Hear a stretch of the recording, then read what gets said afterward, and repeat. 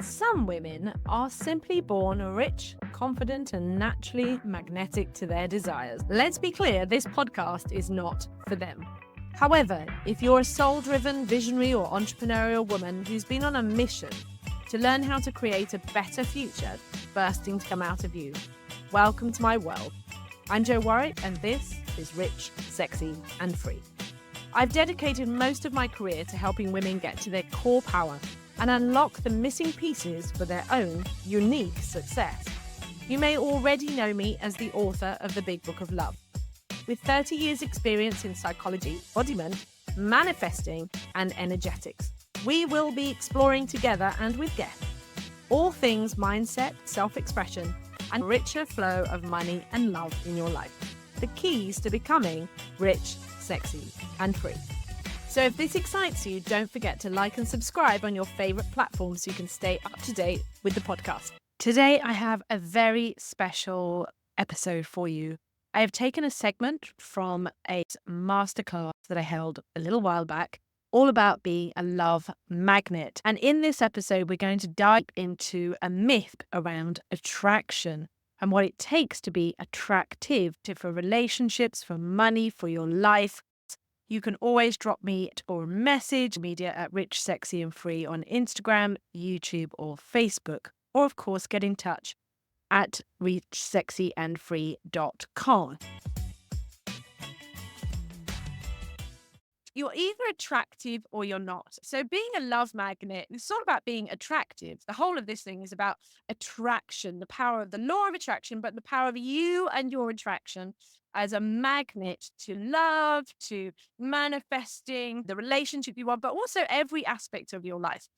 This lower dimensional belief system that we're either attractive or we're not. We either have to be dressed and made up and we're born a certain way of looking that makes us attractive, okay?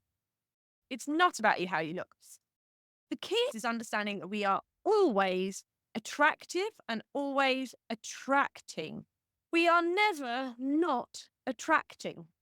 This is really important to understand, that you are an incredibly powerful manifester already. You're just not conscious about it. And you might not like what you're seeing. We're always attracting the frequency and the energy we are putting out, but we have two vibrations of frequency that need to line up. We have the frequency of our soul, and then we have the frequency of our body and mind. And when they are not together, we're putting out mixed messages to the universe. And when they come together, we get a perfect alignment with love, and we start really manifesting in a very big way. When we're not liking what we see, it's because it's not resonating with our soul, and therefore we're resonating from our blocks. The energy of love that flows through us is always either giving us the manifestation of the love that we're resonating with, or showing us the blocks. So thinking of Star Wars for a second, let the force be with you. And it's true, we either use the energy for us or against us. So we're either resisting the flow of love through us, to us, and for us, or we're going with it. And so when we're resisting it, we're actually turning our own creative force, the energy of love, against ourselves, simply turning it against ourselves and blocking ourselves from having what we want. Love energy is not just light and fluffy. It's also the sexual energy and the powerhouse energy that comes through your solar plexus, and it's grounded in masculine and feminine. So if there's a part of you you're rejecting and pushing against, it's going to be working against you and getting in your way and blocking you. That's the only thing that ever blocks you from getting what you want. I've got these pictures at different points. I have a very different face because of my own journey. The top right one, I am completely embodying physical energy of sex. And I am, well, fierce is the what would I describe? It's all sexual energy. I was in my 20s, and everything about me is kind of aggressive sexual energy. So yes, it looks sultry. I was using my physicality to attract, and it was shallow. And therefore, what I manifested was flash in the pan experiences. I could get lots of highs, but they had no substance. So the relationships I manifested because I was coming from that energy was unsatisfying. It had no depth. I wasn't met. So when I actually allowed somebody in, I would then show the real side of me. And of course, it just didn't resonate at all because what I was attracting was completely different to who I was on the inside. And also on the inside, I had a lot of wounds, and I was using sexual power to dominate, to be in control. I was just basically out to screw over men. I didn't like them, didn't want to be near them. I wanted to control them. I was going to use my sex. I was drawing them in and I was drawing opportunities in and manifesting what looked like really great stuff. But actually, I was just out to control on a deep level of anger and wounding from early on in my life. So I had split energy and I was disappointed by what would turn up. So in this case, I manifested things and they had no longevity. The bottom one, I'm actually at Twickenham with my dad and I've had a Guinness and I'm in joy. I'm in joy, but I'm a lot fatter. Physically, I've put on weight and I'm in a place of hiding. This was part of my life when I rejected how I looked physically. I went into hiding and I was trying to learn about myself and love myself on the inside. And so I used weight as a way of protecting myself. And I'm in joy energy there. I'm having fun. And that was my soul shining through that picture. But what you can clearly see is my body is not resonating with my being. So my soul is shining through in that moment, but I'm not fully in alignment of loving my body. I wasn't in that space. I was actually in quite a rejecting of my body and really just basking in my soul. And of course, I didn't manifest any relationships or anything like that. It was all about coming back home to me, which was fine. Coming back home to me was all good. On the left, I am quite heavily in alignment at that moment in my life. I was reclaiming this woman who was some of that sexy sort of goddess, but also my joy. I was just loving my life and loving where I lived. Life's good. And I felt good. And as you can see, I'm in alignment. I'm useful and I'm in alignment, but it's a very different energy to the other two. It's visible.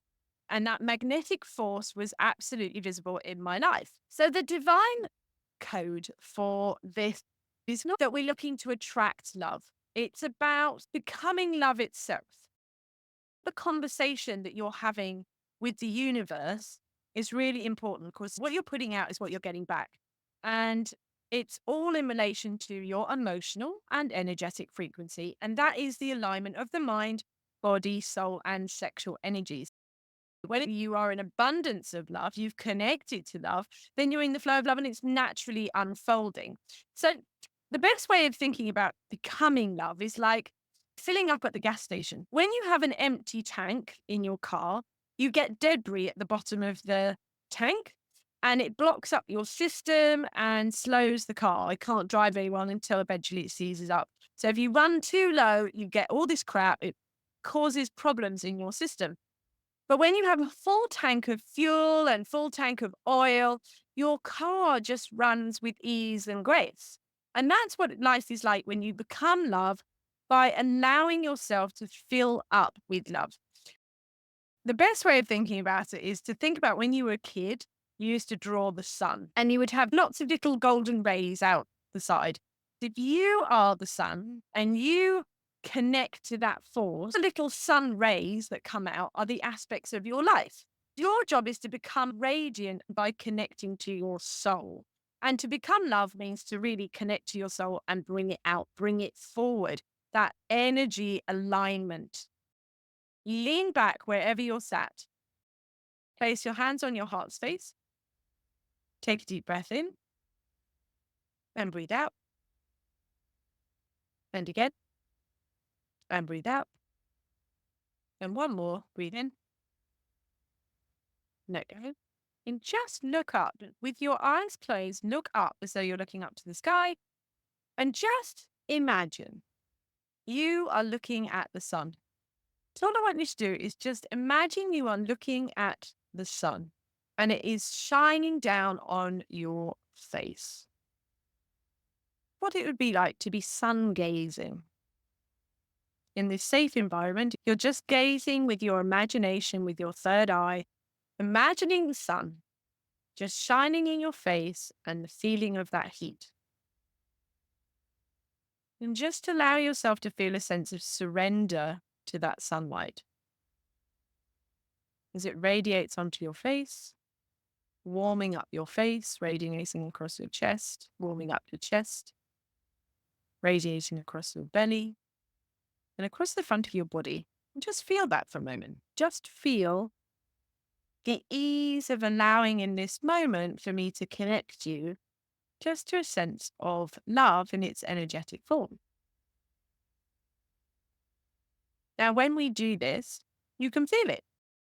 That is just a very quick idea of how we tap into the source of love that is all things. Love itself is the creative energy of the planet. It's the divine energy. It's available to us above and below. There are two sources and we just connect into it. And you can feel that you're just having that moment of the warmth, of the connection, of seeing, sensing, or feeling it. And something in your soul would resonate with that and go, oh, yeah, I can, that's nice. Yeah, we can do that. What I do in my groups and with my women is teaching how to connect quicker, honing their own skills of alignment, coming back into this. Because honestly, everything I do is just a remembering. It's just a remembering. You know all of this when you weren't born. All I do is help people remember and come back to that alignment quicker and release everything that's in the way. Raising your frequency. You cannot rush raising your frequency. It can happen very, very fast, which is surprising. Imagine what it would be like if you moved from wherever you are now in Canada or the UK and you moved to Brazil at the height of summer. It's going to be really friggin' hot. And it would take time to climatize and you need that adjusting, but very soon your momentum would build and it would become something you're comfortable with. It reminds me of when I went traveling and I drove around France and Italy with my dog Faith. When we left France to go into Italy, they had us all queuing outside the tunnel with bottles of water and it was 28 degrees and they were like, it's really hot, you've got to wait here. And I was really worried about Faith overheating. And what was funny is that a month later, when I was coming back round the bottom part of connecting back into France, having been around Italy, I was driving and it was 35 degrees and I had to put a cardigan on because I was cold. And that's the example of how we adjust. And it's exactly the same with the energy. We become normalized to the new energy, but our little bodies have to learn to adjust to what this new energy we're bringing in. If we've had big resistance to going, oh, I can't have that, I mustn't have that, which I will explain a bit more about that. But as we elevate to a new frequency of the amount of love we are allowing to flow to us, through us, hold in our body, in our cells, and out into our lives, like a little ball of sun, and your sun becomes bigger and bigger. The universe just matches that frequency. It matches it. Yeah, it matches it. It matches it. So it's not about how we look. It's about who we become. It is about that alignment, but the caveat that it is the alignment of all of it. It's a becoming love through your mind, body, sexual energy, and soul together. And that's the key of becoming a magnet. It's been great to connect with you today, but before you leave, if you want to find out more about how I can help you personally or check out any of my books, products, or coaching packages, just simply go ahead and visit richsexyandfree.com. And I look forward to seeing you next week on the podcast.